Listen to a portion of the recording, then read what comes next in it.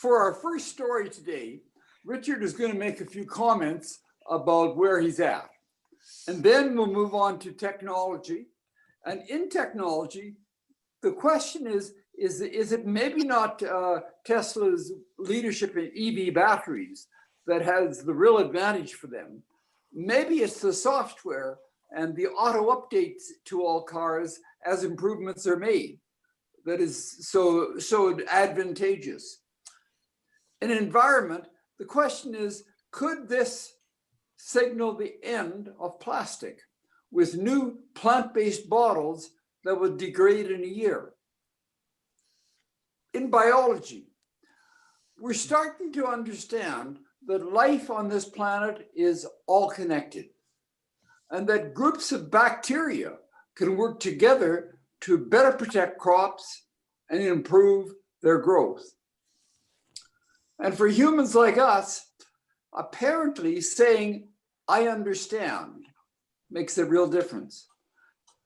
Even better than providing actual help. And in health, medical stuff, we now have, for the first time in a while, a new class of antibiotics that's so active against a wide range of bacteria. So those are the things we're going to talk about today. And if we move on to technology, we've heard a lot about Tesla and its big leadership in electric vehicle batteries. But maybe there's a different reason why Tesla is in the world leadership. And Richard, can you tell us a bit about that? Now, this story, as I got into it, was actually a little different than I first thought from the headlines. And it absolutely is true that Tesla is way ahead of the automotive industry in terms of their use of computers in their car.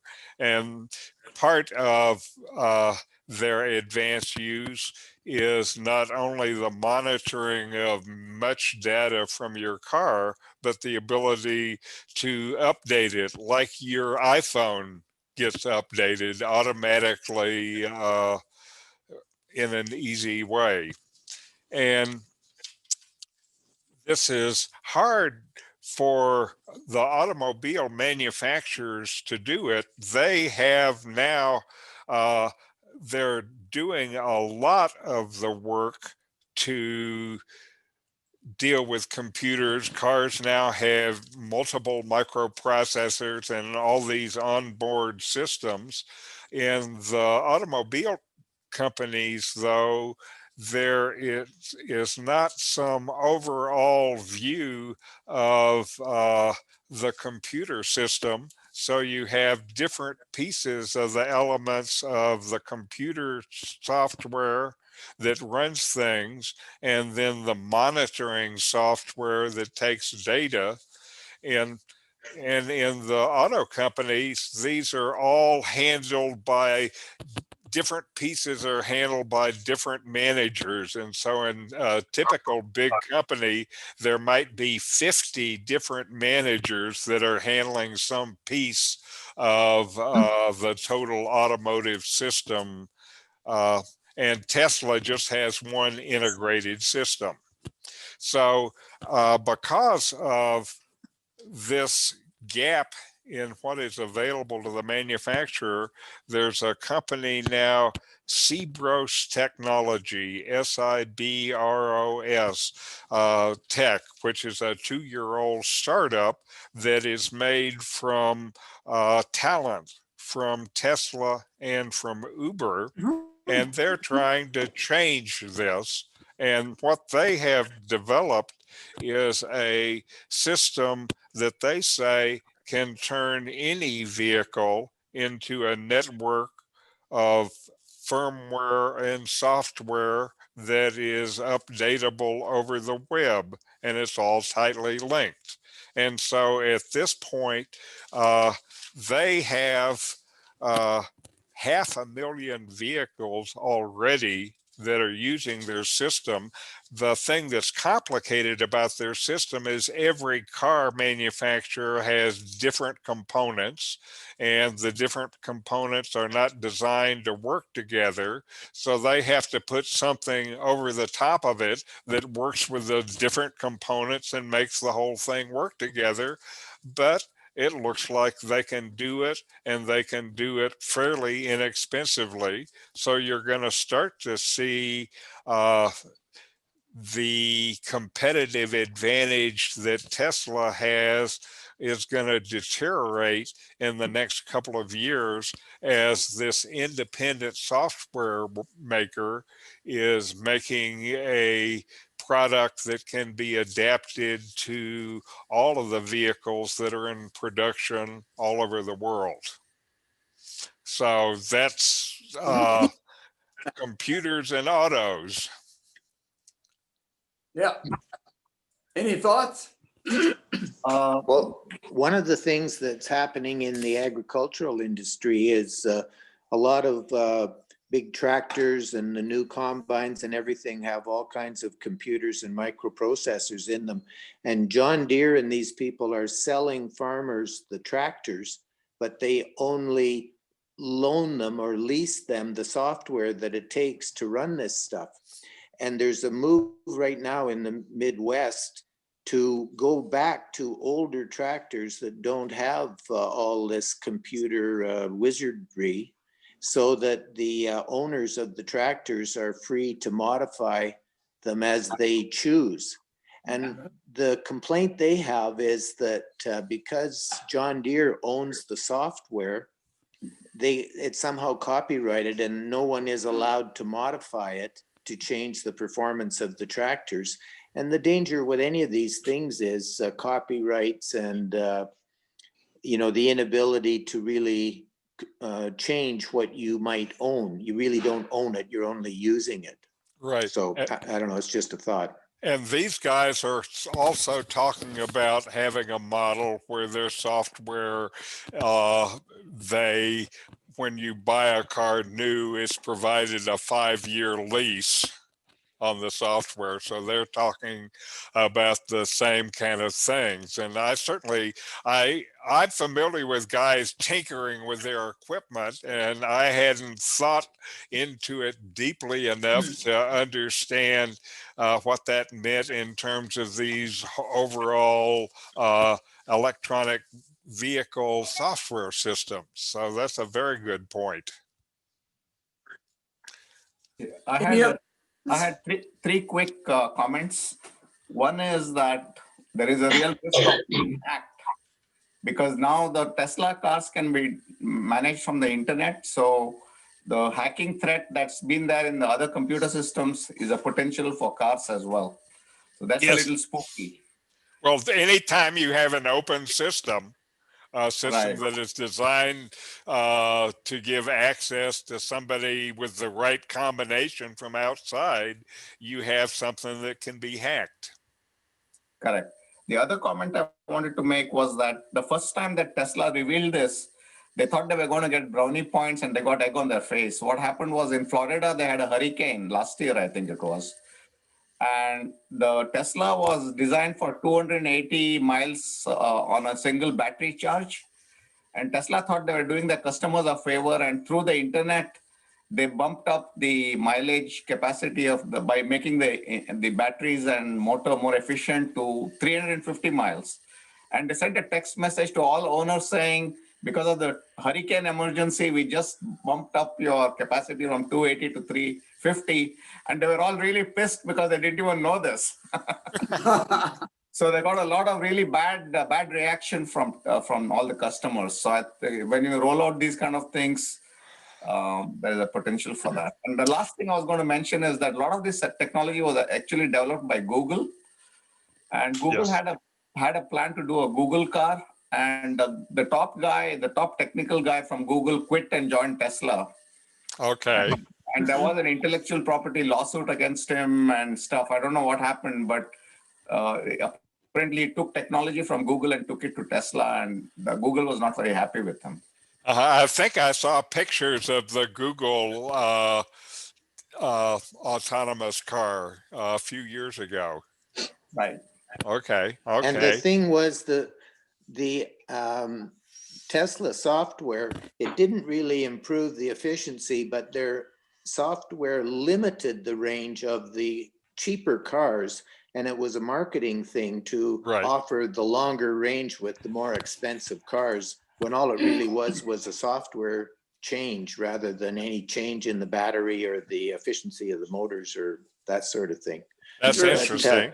And As a it offers the opportunity for anyone who is providing this software to grade the market and offer more features for more money and so on. And there it goes.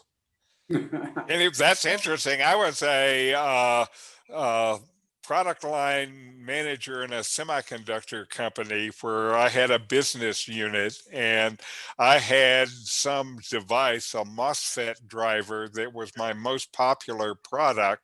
And I knew if I could drop the price 20%, then I could get a lot more business.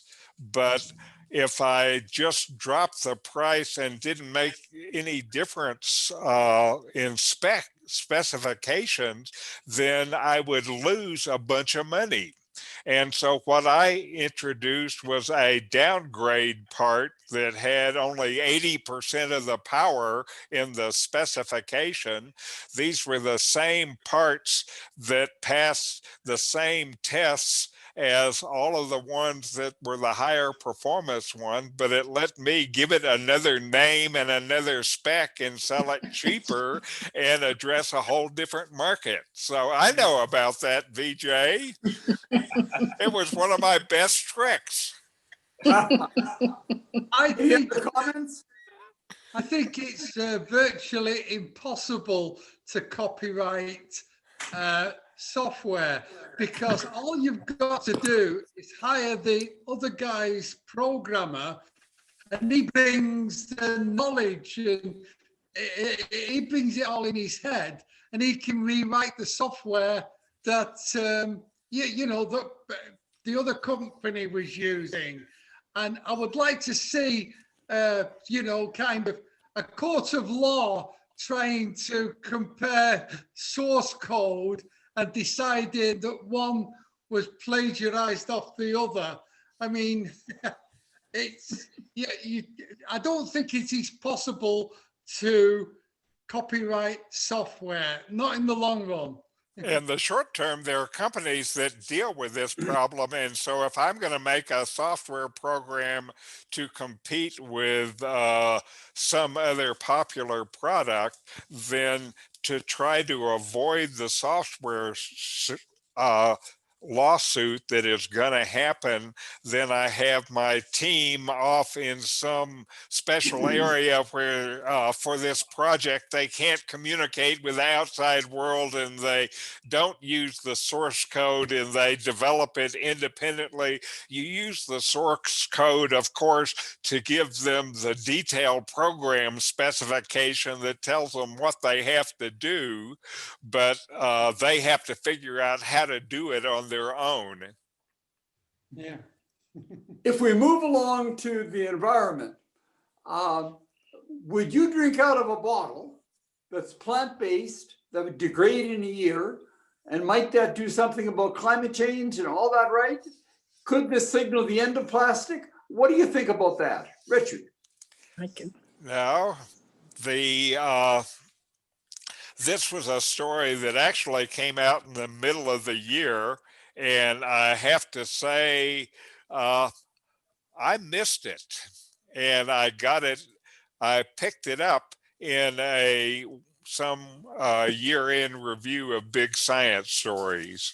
And here it is a biochemical company in the Netherlands has figured out how to make plastics that can deal with carbon dioxide and the kind of stuff that is in soft drinks out of plant sugar rather than fossil fuels.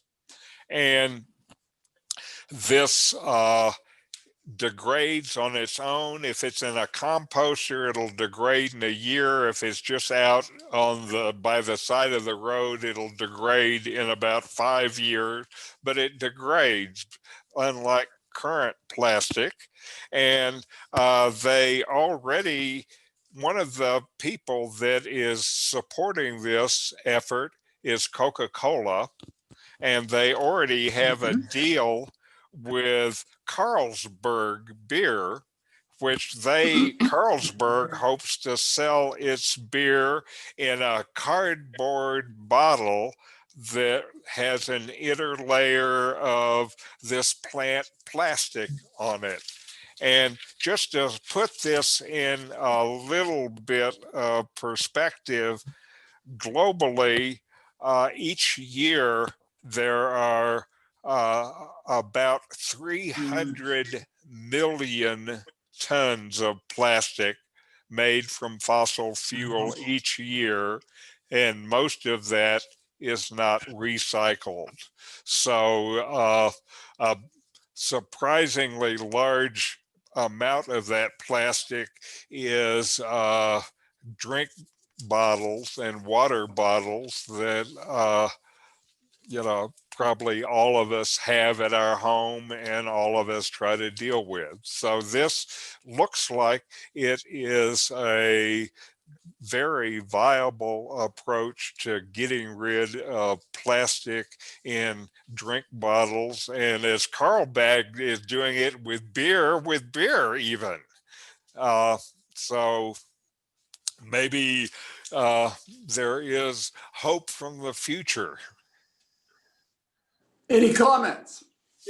I would say that Soon enough.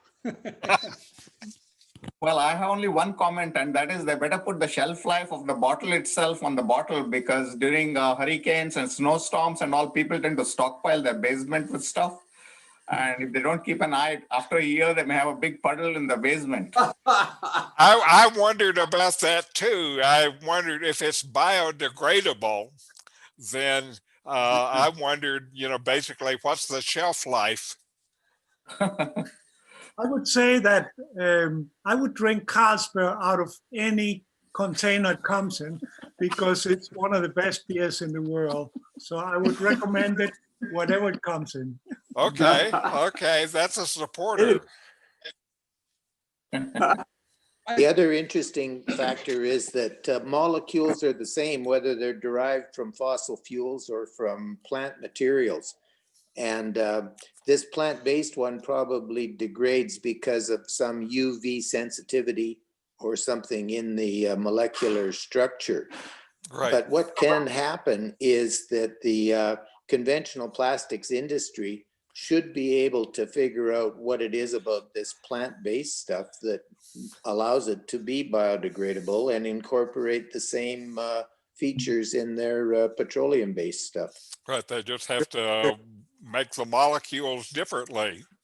Yeah, so it could be too a marketing deal. Lots of people would happily buy a plant-based item thinking they were being biologically and environmentally responsible, where they would not buy a fossil fuel-based thing. But this one is biodegradable, so it's not just a marketing gimmick.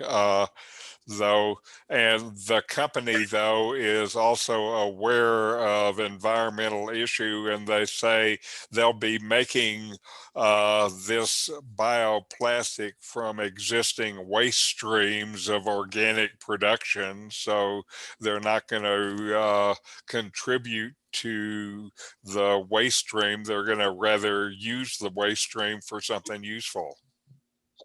It'll be interesting if they set their plant up at the back end of a sewage treatment facility and see if we'll still drink out of the bottles. If I was a marketing guy, if I did that, I wouldn't tell anybody. I thought that was a great article. And Richard, you know what I was thinking about? You've been doing this for years. Do you find follow-up articles on some of these ideas? Some of it I do, and when I do, I will talk about it often. Yeah, okay. great. Again, it's funny. A lot of the articles are really at fairly early in scientific development, and it takes a while for scientific developments to turn into products that hit the market. So the Yeah. pipeline between brilliant idea and the next amazing product is a long and tedious one. They need to be able, they need to be able to use the same injection molding machines, so Right. that so because these machines cost the earth, but then they mold billions of the product. Right. And if Mm. Certainly, that's an interesting question, and I think if you're going to make a technical change in terms of packaging, you have to consider the existing infrastructure where this stuff is made. And I've been in plastic molding shops in places like Hong Kong and seen that equipment, and you're right, they have substantial investment in that existing stuff. But if you look at it, this change eliminates investment. Take, for example, the investment in coal mining.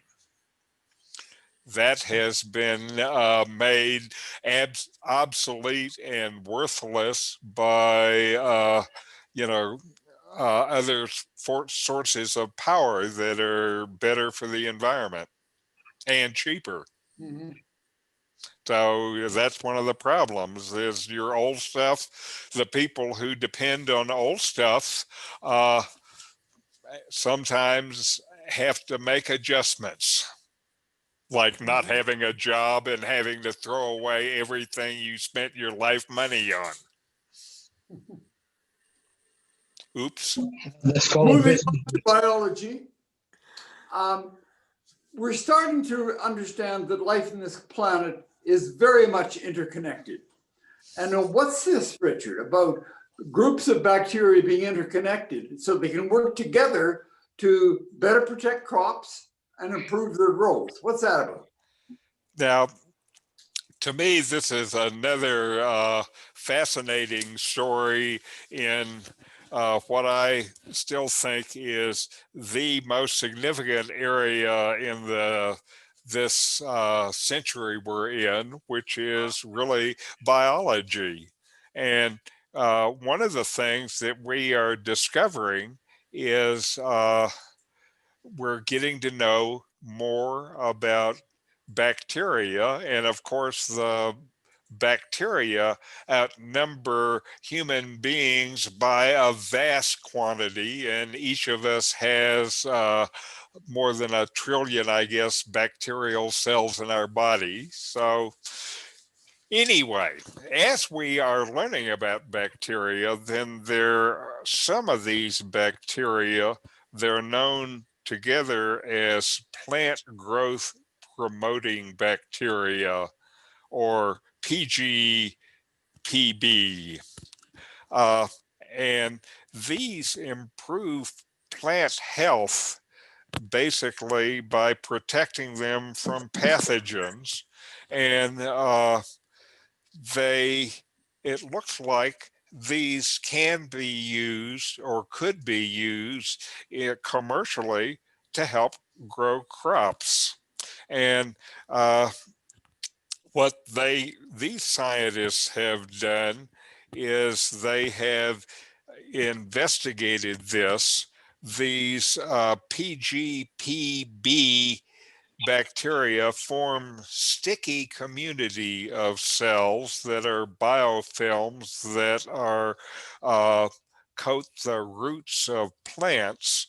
And what they have done is they studied this area of bacteria and then were able to identify additional bacterial strains. So now they can offer a mix of bacteria that your agribusiness company can use, or the private boutique farmer can use, that is going to improve their crop yields. And you're improving your crop yields because being able to harness the symbiotic relationship between bacteria and plants.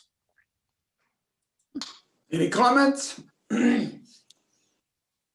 Well, this has been going on for quite a while with the nitrogen fixing bacteria that legumes have, and Yes. crop rotations and stuff like that. So Yes. I think this is just more of the same. And in the old days, they more used the naturally occurring things that they had discovered. And now they're able to better understand the molecular structure of these things and produce bacteria that'll do it.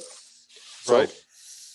probably it's a good thing. But the other thing that happens is the more food we're able to produce, the more population we're able to support. And the population of the earth just keeps growing ever larger and putting more strain on the environment. So maybe it's just painting ourselves into another technical corner. Maybe, but you can still, if you need to, you can use this in your AI run high-rise biofarm, so you don't have to use it in a way that is destructive. Certainly, it's a problem with all these people. They thought in the 50s and 60s that the maximum number of humans that the planet could support was around 3 billion. Then we had what they call the Green Revolution, which is basically made Monsanto a big pile of money because it's special seeds with special fertilizers.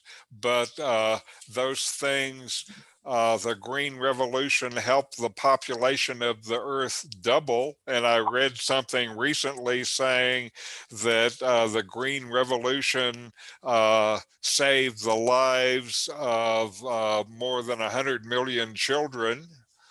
So are you going to be the one, Andrew, to say, okay, no more children? Oh, you can't say that. I But they know. do say that, like you say, it was the synthesis of ammonium nitrate fertilizers that really led to the increased productivity that has fueled this additional population. Yeah. And that ended up meaning that the farmer who could self-support with his own seeds and without spending money then had to spend money every year to be able to bring his crop in. And when it was a bad year, he spent money without getting any return. That's why in places like India, you have thousands of farmers each year now committing suicide because they are basically in debt to the fertilizer companies. Yeah, it's a grim situation. Yes. All right, if we move on to humans like us. Now, if I've got a problem and I come to you and say I've got a problem, I suppose it'd be nice if you'd help me. But this thing says what would really make a difference is if you say, I understand. Even if you don't do anything positive about it, but just saying that makes a huge difference. Is that true, Richard? Now, this story, I was interested in this story because for me, one of the reasons is for me, when somebody, say, my wife, as an example, comes to me with a problem, then immediately I go into my problem solving mode and I want to fix it. And then I start relating to her about doing something to fix her problem. And what I've found again and again when I do this is somehow it doesn't have the effect that I had hoped. Amen. And now I understand. And this is actually current science, and the current science shows that showing support for a person who is upset over something that they've experienced helps boost their positive feelings. And just saying, I understand why you feel that way makes a big difference. And what they did, since these are scientists, and scientists often are associated with universities, then they did a study that enrolled 300 grad students. So these grad students control science, and basically they did a test matrix, and in the test matrix, the people were writing for a few minutes about some problem that they had, and then the researcher either validated or invalidated their angry feelings, and saying something like either, of course you'd be angry about that, or why would that make you so upset? And what they found was that the people whose feelings were validated saw their moods restored to normal. And while those whose feelings were not validated did not recover, while talking with researchers anyway, and generally their moods got worse. And so besides, you know, uh, being something to help the husbands of the world, one of the places where this is useful information turns out to be in some kind of therapeutic situation, or some situation where you actually need to tell the person something to have them affect a change that makes things different.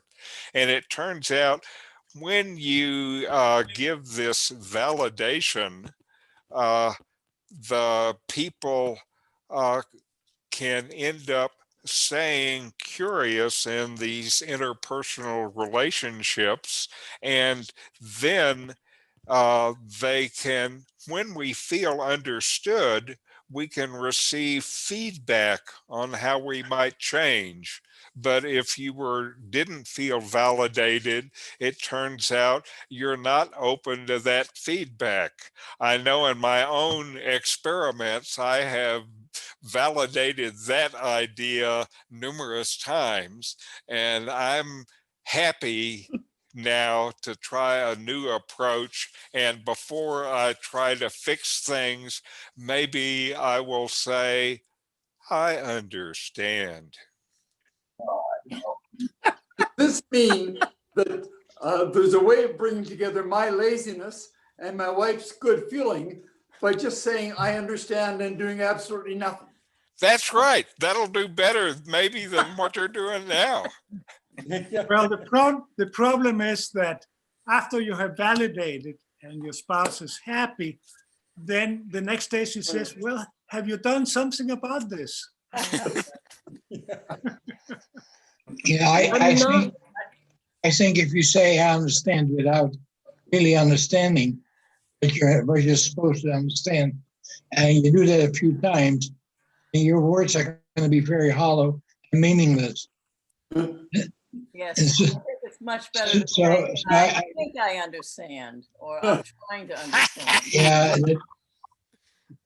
Well, Yes, I I think you should ask first, if you don't understand, you should ask for clarification of the area that you indeed don't understand. The main thing is that you have to first really listen. I mean, not just to the sound, but to understand the meaning of what the other person is saying. And then if you understand it, you can confirm that. But if you don't, you should first get clarification. I can see this group is leaning into a research project. I think maybe over the next few weeks, we should have some of these wives on to, just back up, just reinforce that. I think Carl Rogers did some studies with this, where instead of saying, I understand, you feed back in a non-judgmental way what you've heard. Right. And I think behind this is the sense that most of us are able to solve our own problems. We haven't brought them to somebody else because we can't, but because we need to lay them out and look at them. Uh-huh. I think saying I understand without meaning it is probably going to make the relationship problem worse. Right. I understand what you're saying, and I think you're right. I think you and John, just saying I understand without actually understanding, all the wives I have known, they're going to catch on to that pretty quick. Yeah. But I think the other part of it, which is that most people are able to solve their own problems, is another. When you put out your problem and somebody thinks they need to solve it for you, I think that's not really the solution necessarily. Right. I'm sure the next version of Siri and Alexa will say, I understand. I'm sure you're right, VJ, that, we're not the only people reading this. That's right. There's a new book out by a fellow who is questioning the American Psychiatric Association's handbook that has these 50 or more different psychiatric conditions they've identified. And this guy is a psychologist, and he says that all of these so-called normal behaviors were developed with questionnaires of university graduate students yes. who are not a representative group, either of even North American thinking or of the world thinking.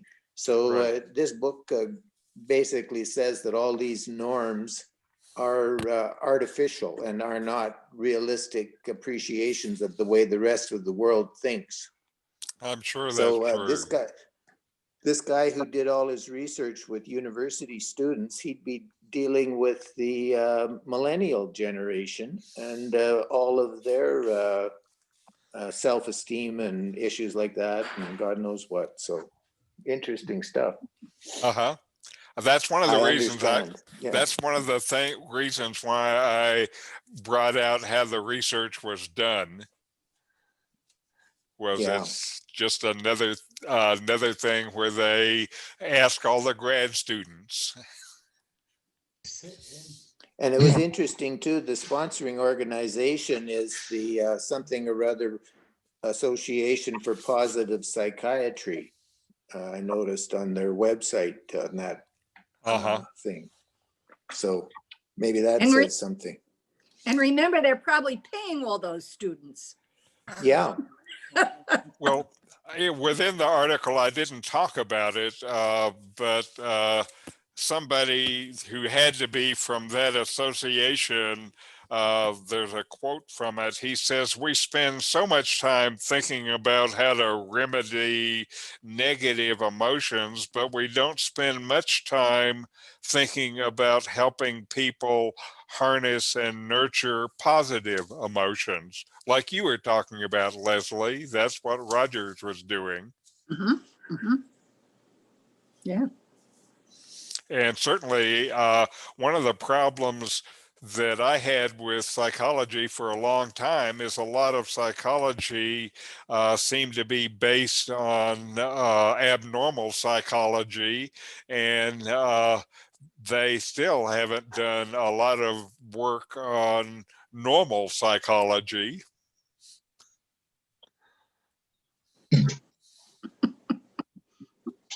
So moving along to our last story. I suppose many of us know about the enormous benefit of penicillin many decades ago, how it made so many people able to live and so on. It's an antibiotic. And over the last while, we've been hearing a lot of stories that antibiotics are no longer going to be active against so much of bacteria. And so we've been saying, well, we have to do something about this. And apparently now we have a new class of antibiotics that even if the old antibiotics don't work, a new class that is active against a whole range of bacteria. Richard, what's that about? Now,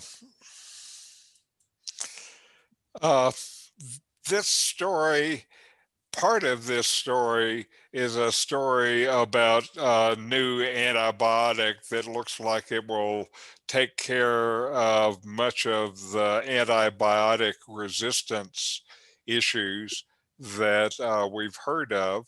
I have to say, I'm a little concerned for the YouTube censors, because first, the World Health Organization, the WHO, is involved in this, and they have declared that AMR, which are the anti-something resistance, I'm not sure what the antimicrobial resistance, is a top health issue in the world. And they estimate that by 2050, AMR infections could claim 10 million lives a year and impose a cumulative cost to the global economy of $100 trillion.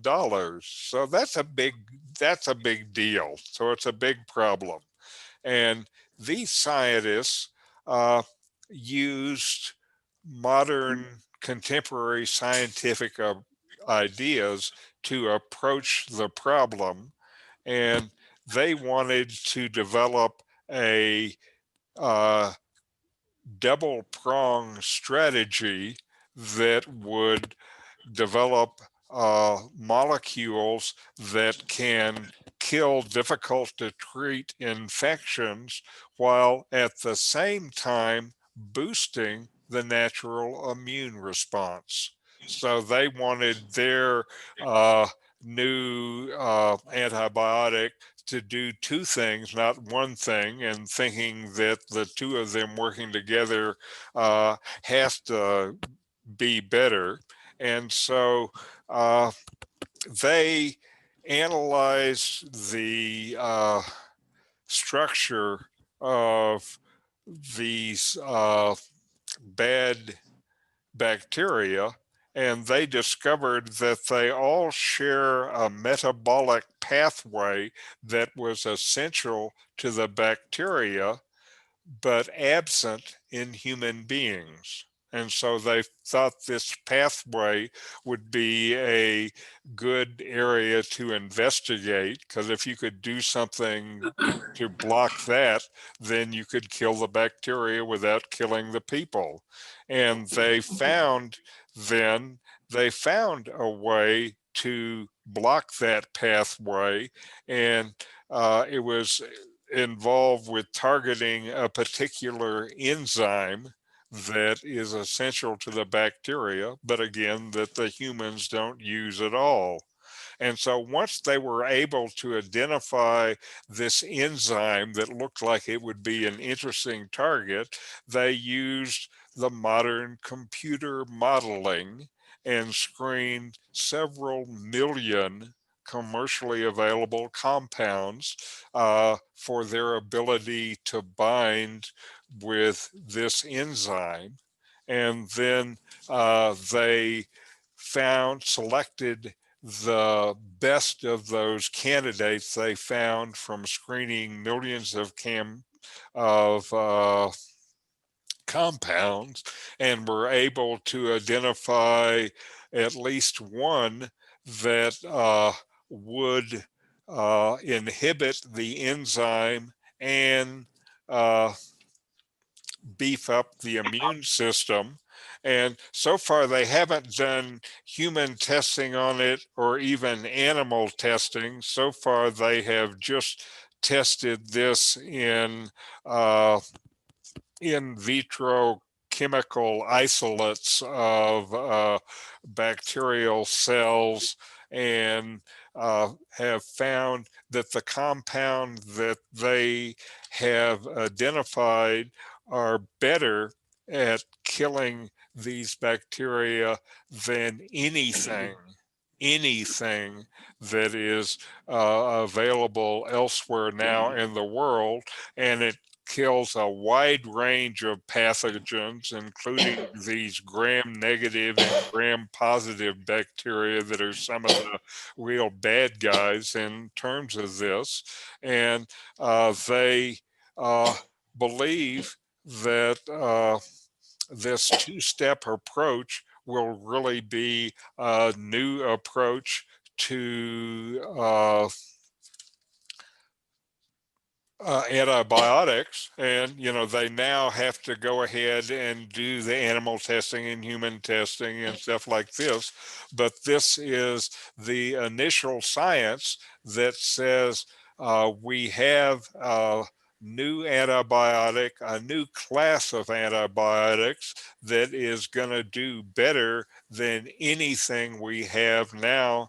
And maybe this 10 million people a year that are going to die from resistant bacteria, maybe they're not going to die. I know, Andrew, that'll be a problem with more people, and maybe we should just let them all die. But I'm not willing to do that myself, so I'm happy to support this. Birth control is a better answer. Any other comments?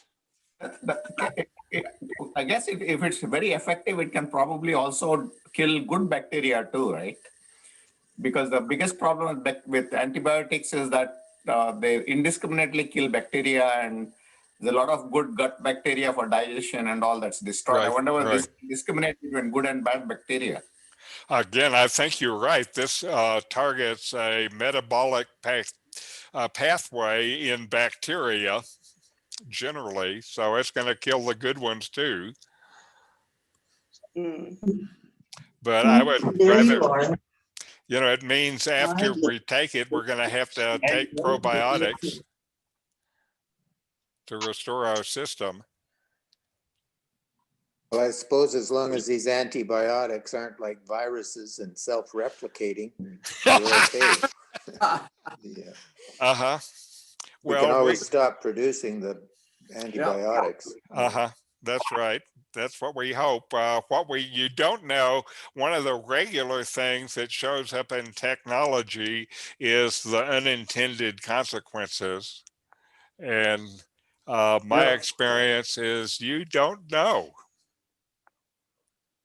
until it's like too late. Politics. There seems to be no consequences for political hypocrisy except unintended consequences. Well, I know there are discussions about that with the next administration as to what we should do about the many crimes that have been committed.